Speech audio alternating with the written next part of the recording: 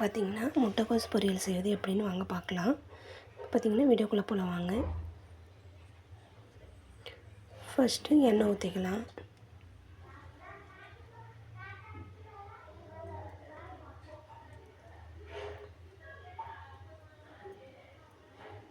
எண்ணெய் உங்களுக்கு எவ்வளோ தேவையோ அவ்வளோ எண்ணெய் ஊற்றிக்கிங்க.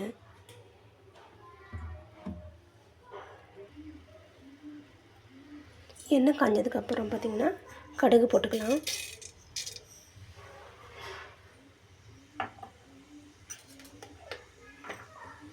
கடுகு நல்லா பொரிஞ்சதுக்கப்புறம் ஜீரகம் போட்டுக்கலாம்.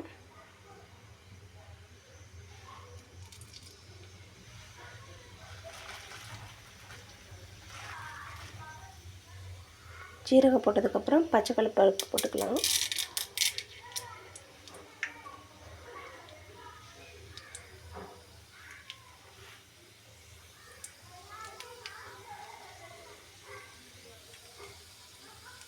இப்போ பார்த்திங்கன்னா எல்லாம் நல்லா பொரிஞ்சிருச்சு.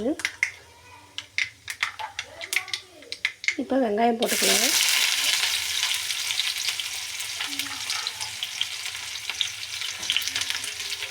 ஒரு 2 வெங்காயம் கட் பண்ணி சின்ன வெங்காயம் 2 வெங்காயம் கட் பண்ணி வச்சுக்கலாம்.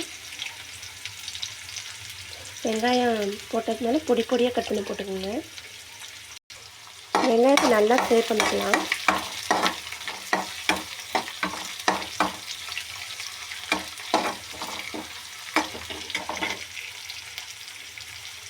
கொஞ்சம் கருவேப்பிலை போட்டுக்கலாம்.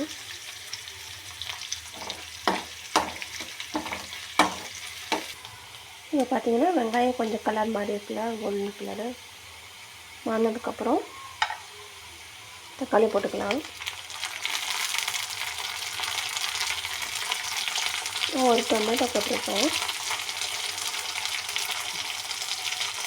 டொமேட்டோ நல்லா ஃப்ரை பண்ணிக்கலாம்.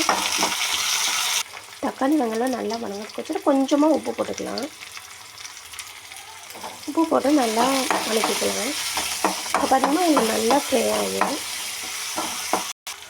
தக்காளி வெங்காயம் நல்லா வதங்கினதுக்கப்புறம் பார்த்திங்கன்னா முட்டைக்கோஸ் நம்ம கட் பண்ணி வச்சுருக்கோம்ல அதை போட்டுக்கலாம்.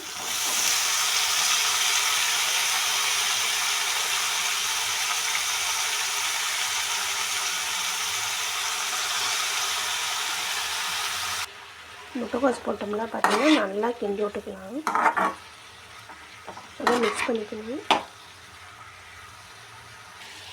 நீங்கள் பார்த்திங்கன்னா தண்ணிலாம் ரொம்ப விடக்கூடாது, சும்மா லைட்டாக இருக்குது. ஏன்னா இதில் ஆல்ரெடி தண்ணி மாதிரி கொஞ்சம் வரும். நம்ம அதனால் தண்ணி ஜாஸ்தி ஊற்றக்கூடாது. இது நல்லா சுண்டணும். இப்போ பார்த்திங்கன்னா கொஞ்சம் மஞ்சத்தூள் போட்டுக்கலாம். உங்களுக்கு உப்பு எவ்வளோ தேவையோ அவ்வளோ போட்டுக்கோங்க.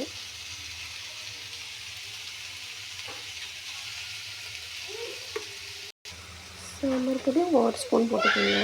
சாம்பார் பொடி போட்டாச்சு. இப்போ நல்லா மிக்ஸ் பண்ணிக்கோங்க.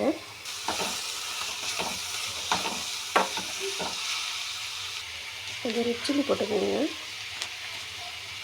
இப்போ பார்த்திங்கன்னா கொஞ்சம் தேங்காய் திருவி போட்டுக்கலாம். கொஞ்சம் கொத்தமல்லி தழை போட்டுக்கலாம். பார்த்திங்கன்னா நல்லா மிக்ஸ் பண்ணிக்கலாம். இப்போ பார்த்திங்கன்னா முட்டைக்கோஸ் பொரியல் ரெடி ஆயிடுச்சு. இந்த வீடியோ உங்களுக்கு பிடிச்சிருந்துச்சா ஷேர் பண்ணுங்கள், லைக் பண்ணுங்கள், கமெண்ட் பண்ணுங்கள், சப்ஸ்கிரைப் பண்ணுங்கள். ஓகே ஃப்ரெண்ட்ஸ், பாய்.